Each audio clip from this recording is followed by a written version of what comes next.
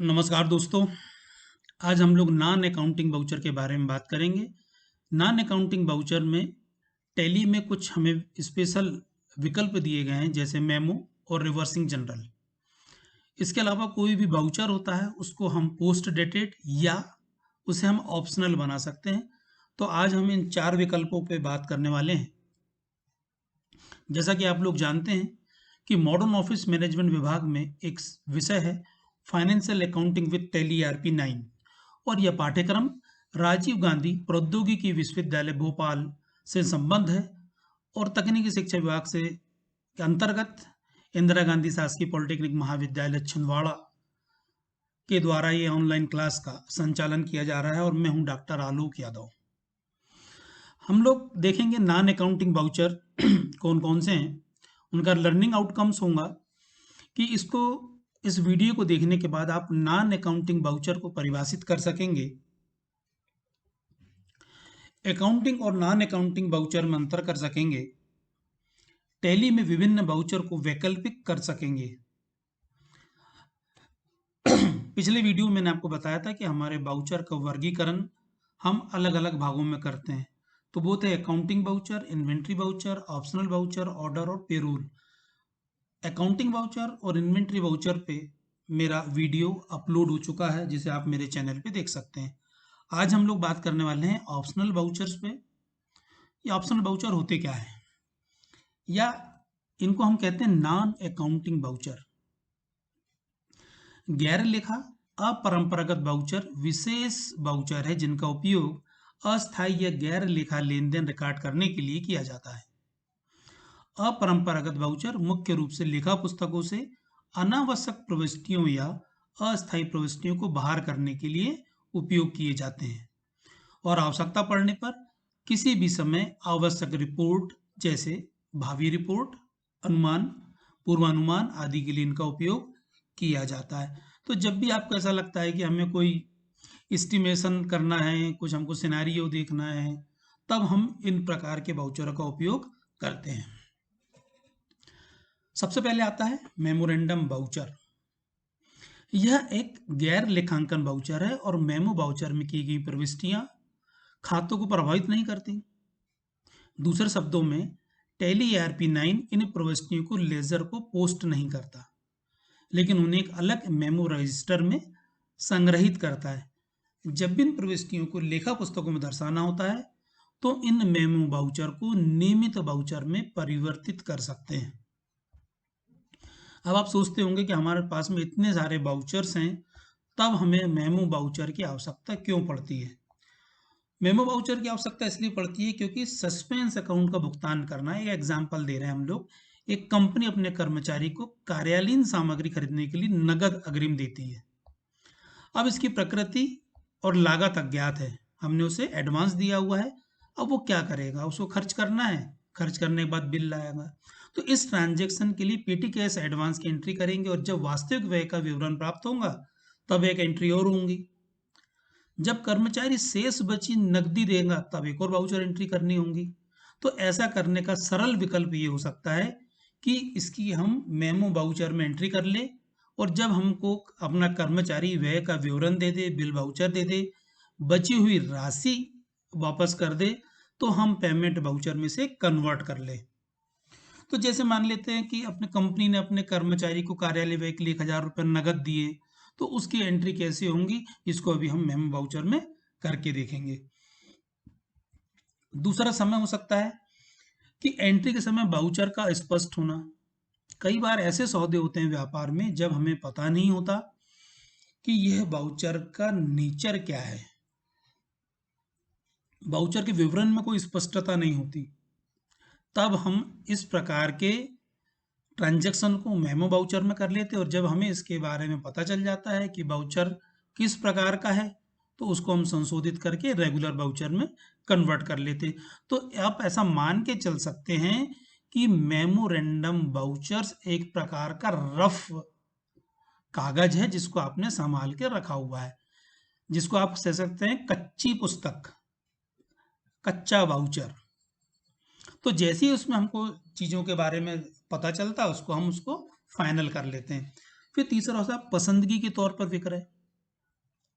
कई बार क्या होता है कि हम बिक्री को पुस्तकों में दर्ज कर लेते, किंतु कई बार आइटम इस आधार पे बेचते हैं कि अगर पसंद आएगा तो आप उसको रख लेंगे, नहीं आया तो वापस कर लेंगे।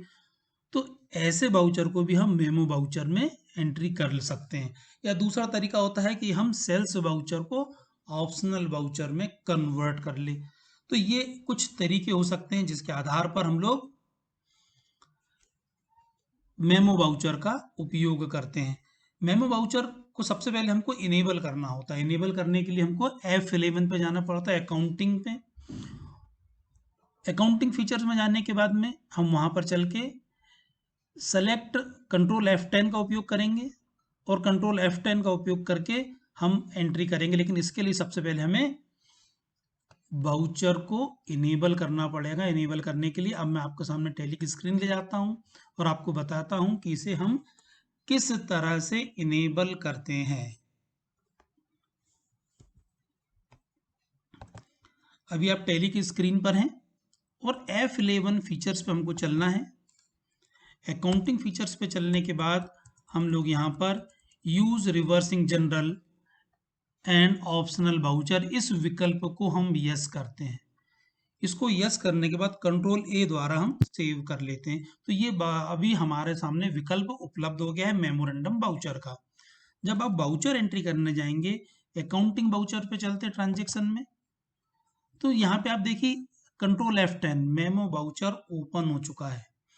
मेमो वाउचर ओपन होने का तात्पर्य है कि अब यहाँ पे कोई भी एंट्री कर लीजिए, इसका अब असर किसी अन्य अकाउंटिंग के भाग पर नहीं पड़ने वाला, किसी भी मद पर इसका असर नहीं पड़ेगा। मान लेते हैं कि हमने कोई ऑफिस सप्लाई परचेज करने के लिए एडवांस दिया था, तो ये ऑफिस सप्लाईज अकाउंट हमने अकाउंट डेबिट कर दिया। मान लीजिए हमने 1000 रुपए दिए हैं अपने कर्मचारी को, क्रेडिट कैश अकाउंट, नरेशन लिख देंगे बीइंग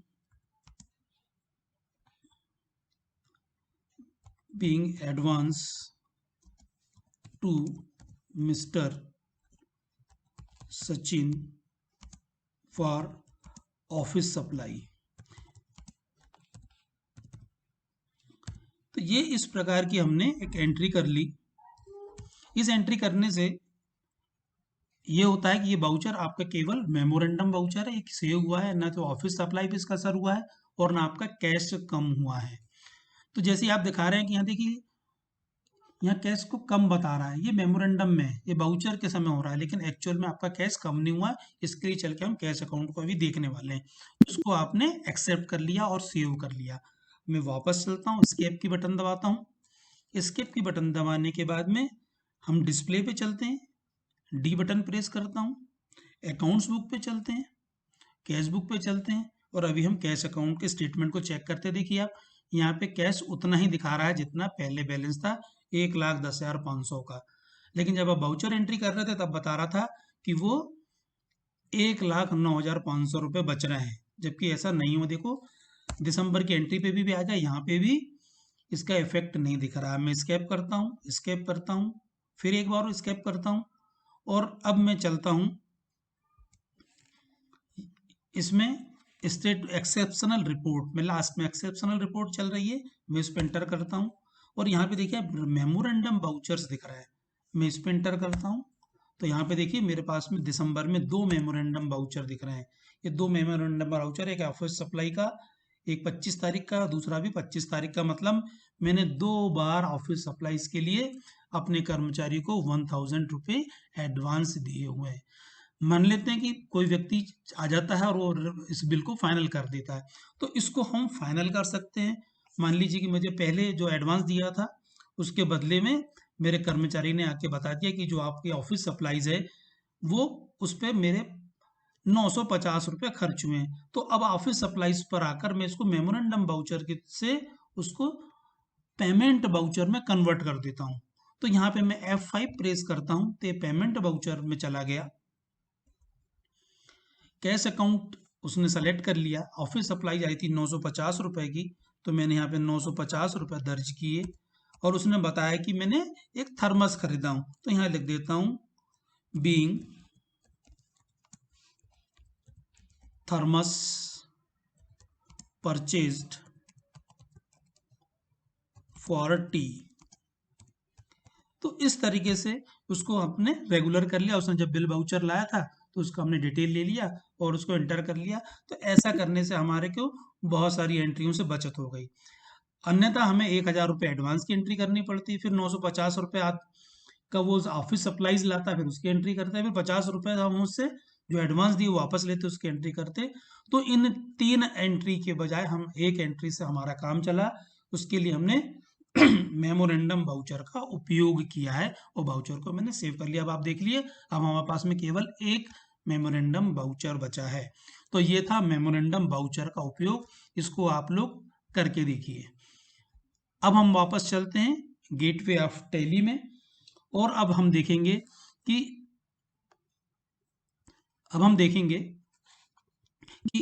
ऑप्शनल वाउचर क्या होते हैं और उनका उपयोग कैसे होता है।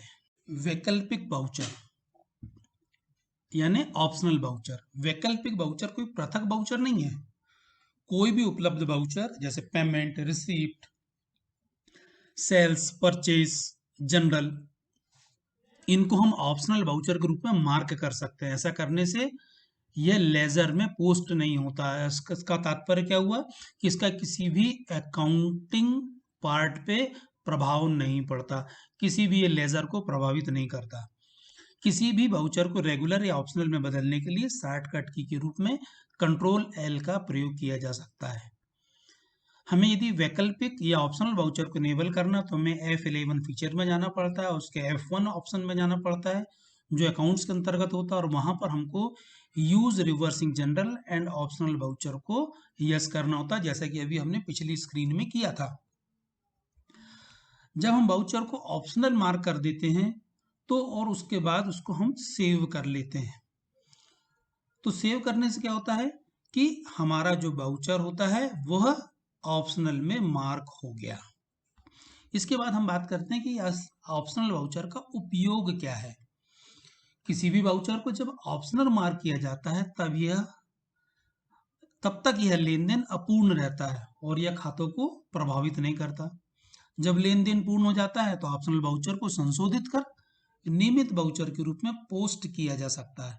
उदाहरण के लिए सेल्स इनवॉइस वाउचर को ऑप्शनल कर प्रोफार्मा चालान के रूप में प्रिंट किया जा सकता है। आपने सुना होगा व्यावसायिक जगत में प्रोफार्मा इनवॉइस बहुत ज्यादा प्रचलन में है। इसी प्रकार सेल्स ऑर्डर को हम ऑप्शनल कर कोटेशन बना सकते हैं। कोटेशन मतलब होता है भाव ताव करना या रेट लेना, तो हम कोटेशन को भी प्रिंट कर सकते हैं। जब भविष्य की बिक्री का हमें पूर्वानुमान लगाना है तो हम ऑप्शनल वाउचर का उपयोग कर सकते हैं। ऐसा करने के लिए हम एक नया वाउचर बना लेंगे, सेल्स फोरकास्ट। तो सेल्स फोरकास्ट का उपयोग करके हम क्या कर सकते हैं, भावी बिक्री का अनुमान लगा सकते हैं और इससे हम एक सिनारियो जनरेट करके देख सकते हैं कि यदि हमारा इतनी सेल होती है तो हमारा प्रॉफिट कितना होगा और हमें कौन कौन से खर्च करने पड़ेंगे। ऑप्शनल वाउचर के माध्यम से पोस्टिंग किए बिना लेन देन के प्रभाव को देखा जा सकता है। एग्जाम्पल के लिए आप 30 जून को कोई बैलेंस शीट देखना चाहते हैं लेकिन जून के वेतन का भुगतान जुलाई के प्रथम सप्ताह तक होता है और ऐसे में आपको बैलेंस शीट सही आंकड़े प्रस्तुत नहीं करेगी। इसके लिए क्या कर सकते हैं हम लोग, 30 जून के लिए ऑप्शनल वाउचर में एक एंट्री कर लेंगे और चेक कर लेंगे कि हमारे बैलेंस शीट पे इससे क्या प्रभाव पड़ रहा है। तो ये थे हमारे ऑप्शनल वाउचर के उपयोग। बैलेंस शीट को ऑप्शनल वाउचर सहित जनरेट किया जा सकता है जबकि इसे परिदृश्य के रूप में एक्टिवेट किया जाता है। इसके लिए मैं एक पृथक से वीडियो बना रहा हूँ सिनेरियो मैनेजमेंट, जिसको आप जरूर देखिए। वहां पर मैं आपको ऑप्शनल वाउचर का बहुत ज़्यादा उपयोग बताऊंगा और बताऊंगा कि सिनेरियो मैनेजमेंट क्या होता है और बजट वेरिएशन कैसे हम देखते हैं। यह ऑप्शनल वाउचर अस्थायी रूप से रिपोर्ट को प्रभावित करता है। एक बार रिपोर्ट से बैक हो जाने के बाद सिनेरियो में दिखाई नहीं देता। अगली बार जब हम बैलेंस शीट देखते हैं तो इसमें ऑप्शनल वाउचर शामिल नहीं होंगे जब तक आप इसे शामिल ना कर लें। ऑप्शनल वाउचर रजिस्टर की सूची ऑप्शनल वाउचर रजिस्टर में देखी जा सकती है।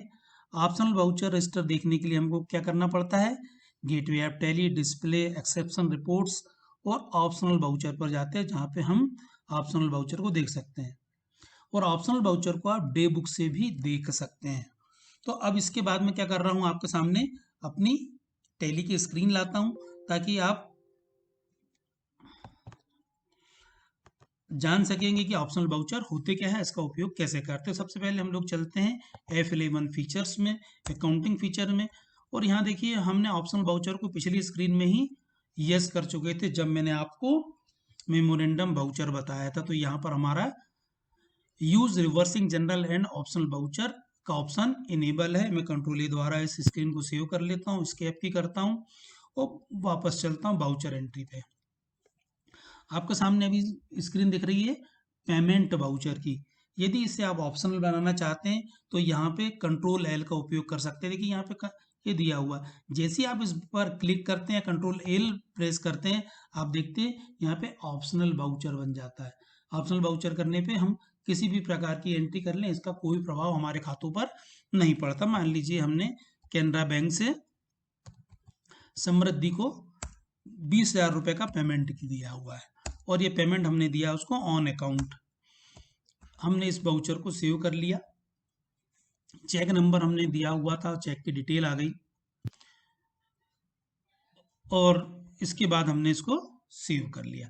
इसको हमने सेव करने पे आप देखेंगे कि यहाँ पे तो आपको दिखा रहा है कि समृद्धि इंटरप्राइजेस का बैलेंस हो गया, कैनरा बैंक का बैलेंस चेंज हुआ है, लेकिन इसका अकाउंट्स पे क्या असर पड़ा, इसको अभी हम चल के देखते हैं। बैक स्पेस करते हैं,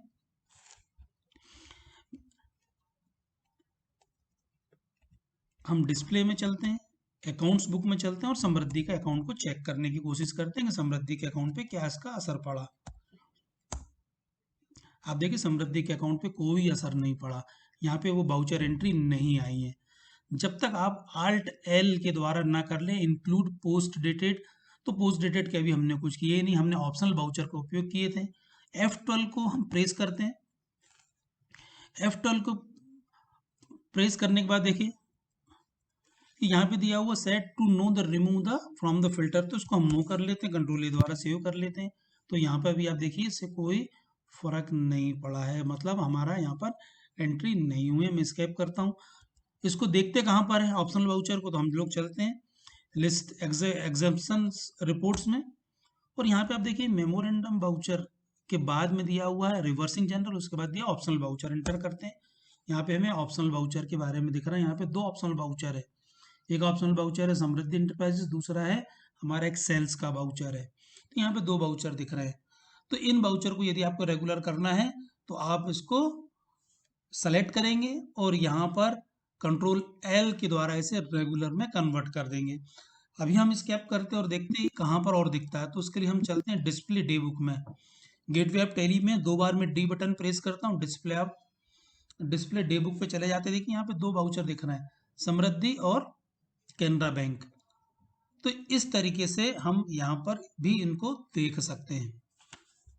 मान लेते हैं समृद्धि इंटरप्राइजेस का जो पेमेंट वाला वाउचर है इसको मुझे रेगुलर में कन्वर्ट करना, तो मैं इसको सेलेक्ट कर लूंगा और यहाँ पे कंट्रोल एल बटन प्रेस करूंगा तो उसको रेगुलर में डिवाइड कर देता हूँ, डाइवर्ट, और कंट्रोल ए द्वारा सेव कर लेता हूँ। तो आप देखिए ये यहाँ पे पेमेंट वाउचर हो गया, ऑप्शनल वाउचर नहीं रहा। जैसा ऐसा करता हूँ इसका असर समृद्धि इंटरप्राइजेस पे हो जाता है और साथ ही साथ में कैनरा बैंक पे भी हो जाता है। तो ये था हमारा ऑप्शनल वाउचर। अब हम बात कर रहे थे सेल्स वाउचर की। सेल्स वाउचर को जब आप ऑप्शनल बनाते हैं, एक हमारे सामने सेल्स वाउचर था, तो ये प्रोफार्मा इनवाइस बनता है। प्रोफार्मा इनवाइस कोई रेगुलर या अकाउंटिंग डॉक्यूमेंट्स नहीं है और इसको हम रिकॉर्ड जो करते हैं वो केवल इसलिए करते हैं कि यदि हम अपने कस्टमर को कोई जानकारी देना चाहते हैं कि हमारा टर्म्स कंडीशन क्या होंगी, हम कौन सा आइटम पहुंचा रहे हैं, उसका डिस्क्रिप्शन क्या होगा, उस पर टैक्स की दर क्या होंगी, तो इसके लिए हम इसका उपयोग करते हैं। ये कोई वैलिड डॉक्यूमेंट नहीं है और इस वैलिड डॉक्यूमेंट नहीं है तो इसका रिकॉर्ड भी नहीं किया जाता है ना। हम इसको केवल इसलिए करते हैं, देखते हैं कि इसको यदि हम करते हैं तो क्या प्रभाव पड़ेगा। जब सप्लायर और परचेसर दोनों नए होते हैं तो उनके बीच में डीलिंग करने के लिए भी इस ऑप्शनल वाउचर का उपयोग किया जाता है और इसका सौदा करने के लिए न क्रेता और न विक्रेता दोनों बॉन्डेड नहीं होते। तो जब हम ऑप्शनल वाउचर को इस प्रकार से एंट्री करते हैं और एंट्री करने के बाद में जब Alt P का उपयोग करते हैं तो यहाँ पे देखिए प्रोफार्मा इनवाइस लिखा हुआ आता है, विद द प्रीव्यू हम चलते हैं, प्रीव्यू देख लेते हैं इसका। फिर मैं पी बटन पे प्रेस करता हूँ या एंटर बटन प्रेस करता हूँ तो प्रीव्यू दिखने लगता है। Control plus alt plus Z का उपयोग करता हूँ तो ये हमारे को जूम हो जाता है। जूम होने पे आप देखिए प्रोफार्मा इनवाइस दिखने लगता है। इस प्रोफार्मा इनवाइस में invoice number, delivery note, supplier reference number, description, ये सब चीज़ें हमें उपलब्ध हो जाती है। ये प्रोफार्मा इनवाइस है और इसका अकाउंट्स पे असर नहीं पड़ता। मैं स्केप करता हूँ और इसको सेव कर लेता हूँ। तो इसको मैंने अभी आपको बताया भी था कि इसको हम कहाँ देख सकते हैं। पहली चीज इसको डिस्प्ले डे बुक में देख सकते हैं। दूसरा इसको हम एक्सेप्शनल रिपोर्ट में देख सकते हैं। एंटर करते हैं, ऑप्शनल वाउचर में जाते हैं तो यहाँ पे सेल्स वाउचर दिख रहा है। यदि इस वाउचर को हम रेगुलर वाउचर में कन्वर्ट कर देते हैं, मान लेते हैं, तो हमने कंट्रोल एल का उपयोग किया, रेगुलर वाउचर। तो जैसे रेगुलर मैंने वाउचर किया तो यहाँ से ऑप्शनल हट गया, ऑप्शनल हट गया। और जब इसी वाउचर को मैं आल्ट पी करके प्रिंट करता हूँ तो इसका हम प्रीव्यू देख लेते हैं क्या दिख रहा है। मैंने वाई बटन प्रेस किया, आल्ट जेड किया, देखिए अब ये इनवाइस बन गया। पहले ये प्रोफार्मा इनवाइस था। तो जब प्रोफार्मा इनवाइस था तो उसका किसी भी अकाउंटिंग पर कोई प्रभाव नहीं पड़ रहा था, किसी भी लेजर पे कोई प्रभाव नहीं पड़ रहा था। लेकिन अभी चूंकि रेगुलर इनवाइस हो गया है तो इसका असर कैनरा बैंक पे पड़ रहा है। मतलब कैनरा बैंक से पैसा आया है मेरे पास में कैश में, जिस भी पार्टी ने लिया हो। और दूसरा कंप्यूटर पे असर पड़ा, सेल पे असर पड़ा और ये मेरे पास से इन्वेंट्री कम हुई। तो ये था हमारे पास में ऑप्शनल वाउचर। अब एक एग्जांपल और हम लेके चलते हैं। इस वाउचर को मैंने सेव कर लिया। ऑप्शनल वाउचर का एक और अच्छा उदाहरण है, वो होता है कि हम कोटेशन का उपयोग करते हैं। तो हम लोग चलते हैं ऑर्डर वाउचर्स पे। सेल्स ऑर्डर है और जब सेल्स ऑर्डर पे हम लोग सिंपल सी एंट्रियां करते हैं या परचेज ऑर्डर पे करते हैं तो ये सब चीजें हमें ऑर्डर में एंट्री होती है। लेकिन जब हम सेल्स ऑर्डर को ऑप्शनल बना लेते हैं, मान लेते हैं कि शौर्य लिमिट्स या सोनी कम इलेक्ट्रॉनिक्स हमें कोई ऑर्डर मिला, ऑर्डर नंबर, आइटम था मान लेते हैं हम फाइनेंशियल अकाउंटिंग में टेली आरपी पुस्तक हमको चाहिए, ये 50 बुक चाहिए, 500 रुपए के रेट पे चाहिए, तो ये ऑप्शनल है। जब इसको मैं आल्ट पी करता हूं तो ये कोटेशन के रूप में दिखने लगता है। देखिए आप कोटेशन दिखने लगा। तो इसको आपको ध्यान रखना है कि जब ऑप्शनल वाउचर अगर हमको बनाना है, कोटेशन हमें प्रिंट करना है, तो कोटेशन प्रिंट करने के लिए हम सेल्स ऑर्डर को ऑप्शनल बना लेते हैं। तो ये दो तरीके हमें उपलब्ध हैं, इसका उपयोग आप करके देखिए। प्रिंट कर लेते हैं, आल्ट जेड करते हैं।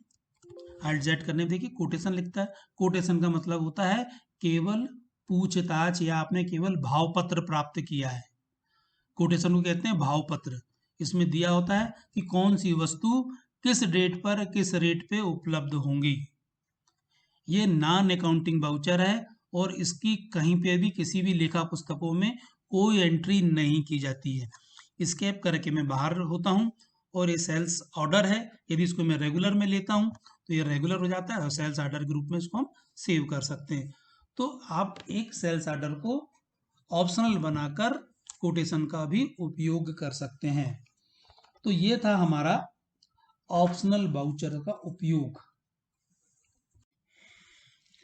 Reversing general. रिवर्सिंग जनरल विशेष जनरल हैं जिन्हें निर्दिष्ट दिनांक के बाद स्वचालित रूप से पलट दिया जाता है। वे केवल उस तारीख तक रहते हैं और केवल तभी प्रभावी होते हैं जब वे रिपोर्ट में शामिल होते हैं। संसाधनों की रिपोर्ट के लिए इन्हें वित्तीय वर्ष के दौरान अंतिम रिपोर्ट में उपयोग किया जाता है। ये संसाधन आमतौर पर अल्पकालिक होते हैं और बाद की अवधि में हटा दिए जाते हैं। तथापि निर्णय लेने से पूर्व प्रबंधकों को रिपोर्ट एवं लेन देन के पूर्ण प्रभाव एवं समस्त पहलुओं का ध्यान रखना आवश्यक होता है। रिवर्सिंग जनरल को हमको इनेबल करना होता है। इनेबल करने के लिए हम F11 के F1 फीचर्स में जाते हैं और वहां पर इसको इनेबल करते हैं, जिसको हम पूर्व में इनेबल कर चुके हैं। होता क्या है कि हम डेप्रिसिएशन या मूल्यह्रास को प्राय वर्ष के अंत में लगाते हैं और आज हम लोग दिसंबर के महीने में, और हम चाहते हैं कि यदि हम डेप्रिसिएशन लगाते हैं तो उसका इफेक्ट क्या होगा। तो इसको हम किसी भी समय पर लगा सकते हैं ताकि ये इससे ये पता चल सके कि यदि हम डेप्रिसिएशन लगाते 31 मार्च को तो हमारे बैलेंस शीट पे या हमारे अकाउंट पे उसका क्या असर पड़ता। तो उस तारीख तक ये जो हम एंट्री करते हैं इफेक्टिव रहती है, उसके बाद उसका जो इफेक्ट है वो शून्य हो जाता है, इसलिए इसको हम रिवर्सिंग जनरल कहते हैं। तो रिवर्सिंग जनरल का मतलब क्या है कि ये एक निश्चित तारीख तक निर्दिष्ट, देखो मैं बता रहा हूं, निर्दिष्ट दिनांक के बाद स्वचालित रूप से पलट दिया जाता है। तो हमको इसको याद रखना है। और कब प्रभावी होते हैं, जब हम इसको रिपोर्ट में शामिल करते हैं। जैसी रिपोर्ट से हमारी स्थिति हो जाती है, हम समझ जाते हैं, इसको हम रिवर्ट कर देते हैं। तो इसके लिए हम लोग चलते हैं रिवर्सिंग जनरल होते कैसे हैं और उसका हम उपयोग कैसे करते हैं। हम लोग आ गए टैली की स्क्रीन में F11 फीचर्स में। तो देखिए यहाँ पर स्पष्ट रूप से हम उसको पहले से ही इनेबल कर चुके हैं। वो ऑप्शन है ये use reversing journal and optional voucher. Yes, control A द्वारा इसको हम सेव कर लेते हैं और यहाँ पे चलते हैं F10 रिवर्सिंग जनरल ओपन है हमारे सामने। मान लीजिए हमने डेप्रिसिएशन चार्ज किया, हम 31 तारीख को डेप्रिसिएशन चार्ज कर रहे, तो F2 से हम डेट बदल देते हैं। हमने देखा 31/12 को हम डेप्रिसिएशन लगा रहे हैं, दिसंबर के लास्ट में क्या लगा रहे हैं, तो हमने यहाँ पे अब डेप्रिसिएशन अकाउंट को लिया। मान लीजिए हमने 25,000 लगा दिया और ये लगाया हमने प्लांट एंड मशीनरी पे, तो क्रेडिट हो जाएगा प्लांट एंड मशीनरी। तो हमने प्लांट एंड मशीनरी अकाउंट को हमने क्रेडिट कर दिया। अब देखिए इसमें स्पष्ट रूप से लिखा आ रहा है कि एप्लीकेबल अप टू, कब तक एप्लीकेबल हो रहा है ये, तो कब तक एप्लीकेबल है, केवल 31 दिसंबर तक। जैसी डेट चेंज होंगी ये रिवर्स हो जाएगा और इसका कोई भी असर नहीं होगा। इसका उपयोग केवल हम सिनारियो मैनेजमेंट के लिए करते हैं और देखते हैं कि बजट का क्या वेरिएंस रहा है या हमने कोई सीन बनाया है तो उसकी क्या स्थिति रही है। तो 31 तारीख को हमने एंट्री की थी, बीइंग लिख देंगे डेप्रिसिएशन चार्ज। इस तरीके से हम रिवर्सिंग जनरल का उपयोग करते हैं, वाउचर को सेव कर लेते हैं।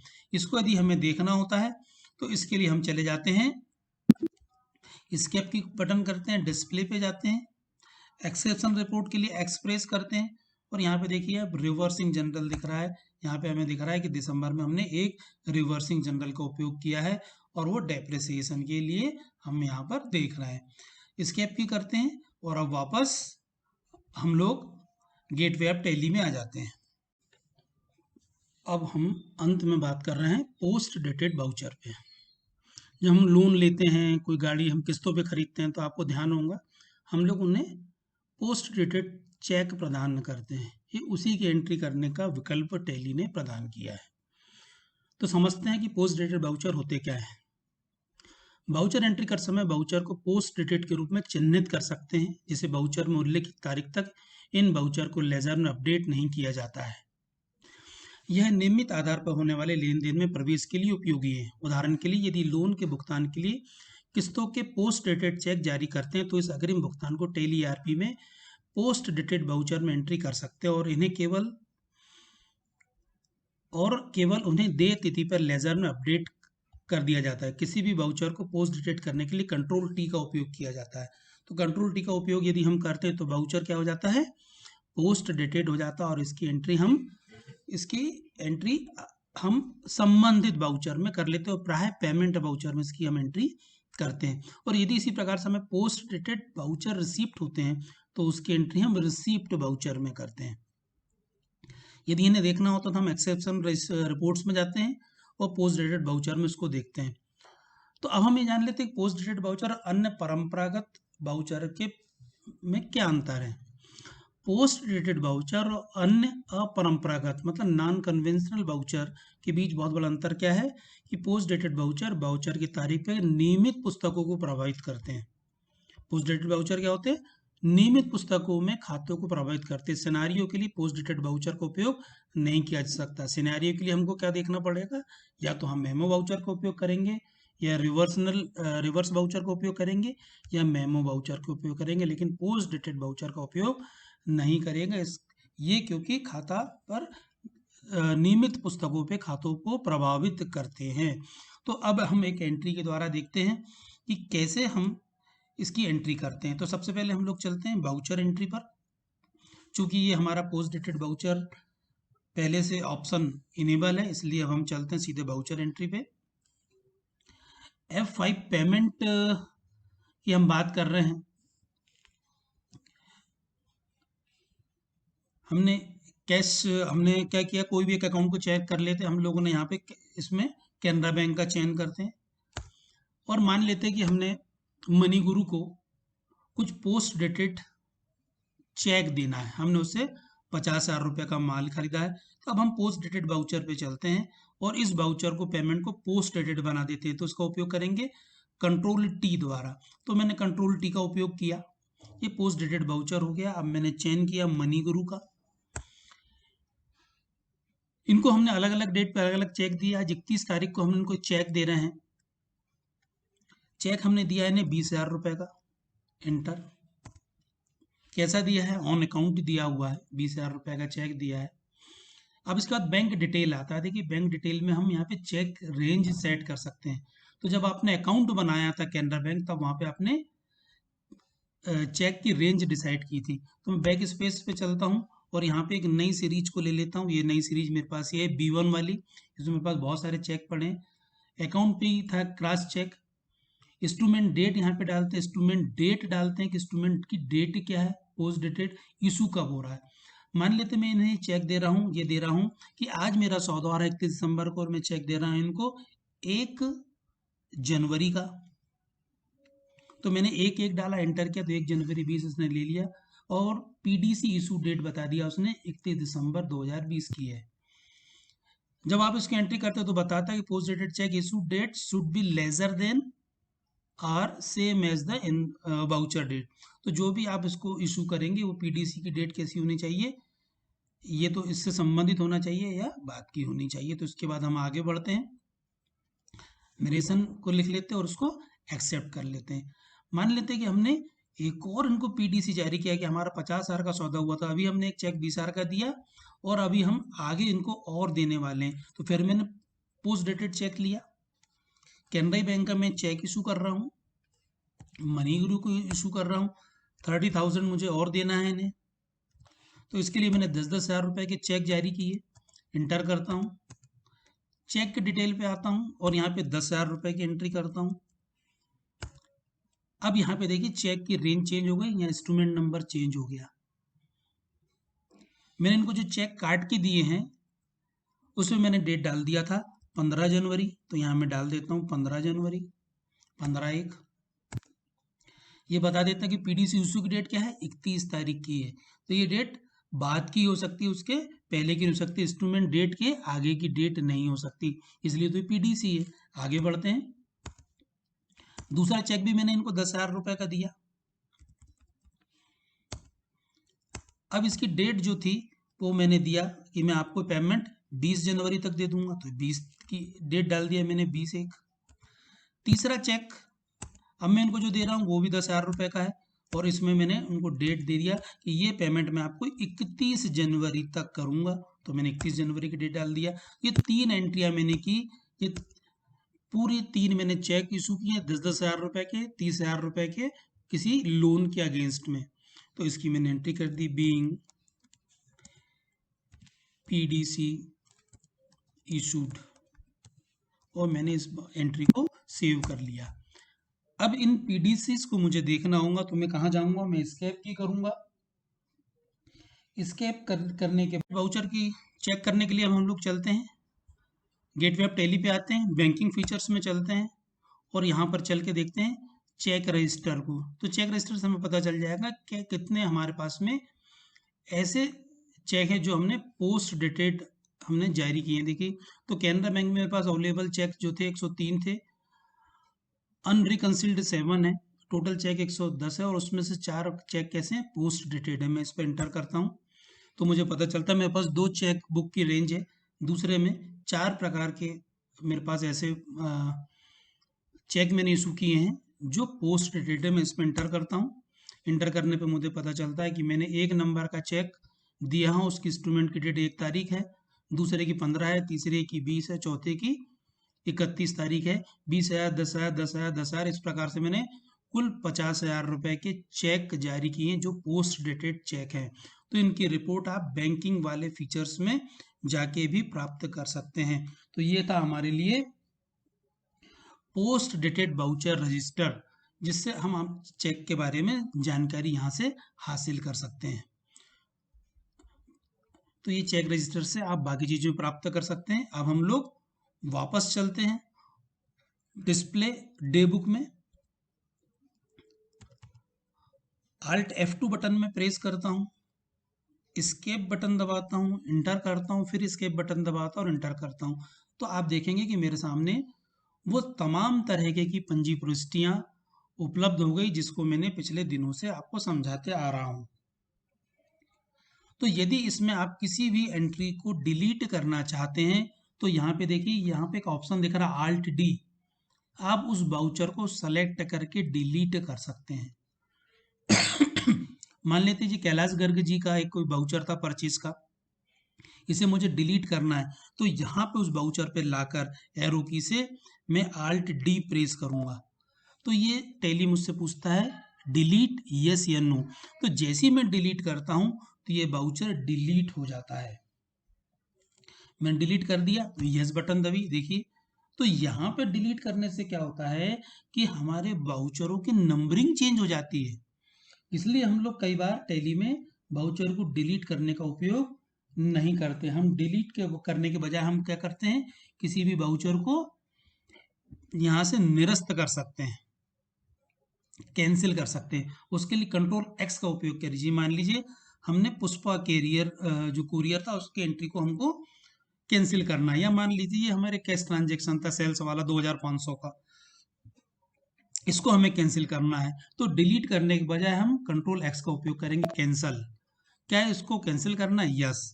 तो कैंसिल करने से आप देखिए इसका सीरियल नंबर चेंज नहीं हुआ, अगला वाउचर है देखो 4 नंबर है। तो जब आप अपने कस्टमर को वाउचर इशू करते हैं और बीच का कोई आप वाउचर डिलीट करते हो तो आपकी नंबरिंग चेंज हो जाती है, जिससे रिकॉर्ड कीपिंग में बहुत प्रॉब्लम होती है। इसलिए सलाह दी जाती है कि आप किसी भी प्रकार के वाउचर को डिलीट ना करें, जबकि उसके बजाय कैंसिल कर दें। इसी प्रकार टैली में एक और बहुत अच्छा ऑप्शन दिया है कि किसी भी वाउचर को आप डुप्लीकेट बनाना चाहते हैं, उसकी एक सेम एंट्री करना चाहते हैं। मान लीजिए यहाँ पे हमारे पास में वेजेस की एंट्री थी पेमेंट की 1000 की, और हम इसकी एंट्री डुप्लीकेट करना चाहते हैं और किसी भी डेट में करना चाहते हैं। तो हमको जिस भी वाउचर को डुप्लीकेट करना है हम उसके पास में आते हैं और Alt 2 का उपयोग करते हैं। Alt 2 का उपयोग करने के पास देखिए आप कि वाउचर हमारे पास में आ गया। F2 से आप डेट चेंज कर लीजिए, मान लीजिए 3 तारीख की एंट्री थी, कंट्रोल ए द्वारा इसे सेव कर लीजिए, तो ये डुप्लीकेट एंट्री हो गई। तो 2 तारीख वाली एंट्री अब ये 3 तारीख में भी हो गई है, देखिए वेजेस की एंट्री सेम टू सेम। तो ये कहलाता है हमारे पास में डुप्लीकेट एंट्री। जब आपको बहुत फास्ट गति से एंट्रियां करनी होती है और कई एंट्रियां होती है जो महीने में हर महीने होती है, तो उसको करने के लिए आप डुप्लीकेट एंट्री का सहारा लेते हैं। मान लेते हैं आप कोई एंट्री करना भूल गए, 3 तारीख और 24 तारीख के बीच में कोई एंट्री होना था, तो आप यहाँ पे इंसर्ट वाउचर कर सकते हैं। तो आपने इंसर्ट वाउचर किया, आप डेट डाल दीजिए F2, 4 तारीख में आपने मान लीजिए कोई एंट्री की है, रेंट पेड किया है कैनरा बैंक से, तो कैनरा बैंक को आपने सेलेक्ट किया, यहाँ पे आपने रेंट के अकाउंट को सेलेक्ट किया और एंट्री आपने लिख दी कि आपने 5000 रुपये का रेंट पेड किया है, चेक से किया है, उसकी रेंज डाल दी और वाउचर को सेव कर लिया। तो देखिए 4 तारीख के बीच में, 3 तारीख और 24 तारीख बीच में 4 तारीख में आपने एक वाउचर इंसर्ट किया। तो यहाँ पे इंसर्ट वाउचर का भी उपयोग है। आप किसी भी वाउचर को सेलेक्ट करना चाहते हो तो स्पेस बार का उपयोग कर सकते हैं। ये आप मान लीजिए किसी स्पेशल वाउचर को आप चेक करना चाह रहे हैं, आपने क्या किया, स्पेस बार का उपयोग किया। तो जितने जगह पर आप स्पेस बार का उपयोग करते हैं उतने वाउचर को आप सेलेक्ट कर लेते हैं। और यदि आप कंट्रोल प्लस स्पेस बटन का उपयोग करते हैं तो आप पूरे वाउचर को सेलेक्ट कर लेते हैं। देखिए मैंने पूरे वाउचर को सेलेक्ट कर लिया। एस्केप की करते हैं तो इसका इफेक्ट समाप्त हो जाता है। डिस्प्ले डे बुक में Alt 2 हम सीधे बाहर चले गए थे। तो इस तरीके से आप टैली में सभी प्रकार की एंट्रियां कर सकते हैं। कंट्रोल क्यू बटन दबाने से आप सीधे बाहर हो जाते हैं। अल्टर का उपयोग बताया, किसी वाउचर को आप अल्टर करना चाहते हैं उसको सेलेक्ट कीजिए और अल्टर कर लीजिए। मान लीजिए यहाँ पे हमें पता चलता है कि जो हमने ये कैश जमा की 5000 नहीं था, ये 2500 था, तो आप इसको अल्टर करने के लिए इसको एंटर कीजिए। जो आवश्यक संशोधन था उस आवश्यक संशोधन को कर लीजिए और कंट्रोल ए द्वारा इस वाउचर को सेव कर लीजिए। देखिए यहाँ पे हाथों हाथ आपका करेक्शन हो गया। तो डिलीट करना बता चुका हूँ, कैंसिल करना बता चुका हूँ, ऐड वाउचर बता चुका हूँ और इंसर्ट करना भी मैंने आपको बता चुका हूँ। तो ये सभी प्रकार के विकल्प आज आपके समाप्त होते हैं। और मॉडर्न ऑफिस मैनेजमेंट के फाइनेंशियल अकाउंट का जो यूनिट 2 है, financial accounting with tally ERP9, उसकी यूनिट 2 समाप्त होती है। तो आप जितने भी प्रकार के मैंने ऑप्शन आपको बताए इसका आप उपयोग करके देखिए। आपको कहीं कुछ समझ में नहीं आता तो आप मुझसे पूछिए। तो आज की डेट में हमने क्या देखा? ऑप्शनल वाउचर देखा, रिवर्सिंग जनरल देखे, मेमो वाउचर देखे, पोस्ट डेटेड वाउचर देखे और उनका उपयोग सीखा। मित्रों, आपको मेरा वीडियो कैसा लगा आप मुझे जरूर बताएं।